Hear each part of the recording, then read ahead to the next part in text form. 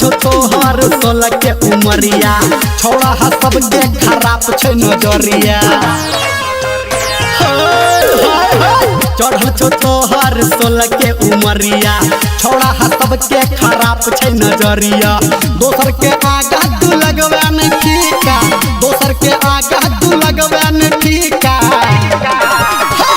ये छोरी कोले काजर के टीका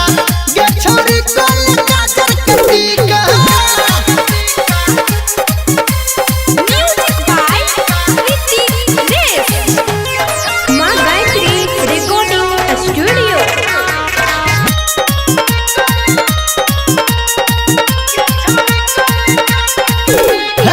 गोरु गाल तोहर होट छोला लगा ऊपर से छौरी मचावे छत्ता हलका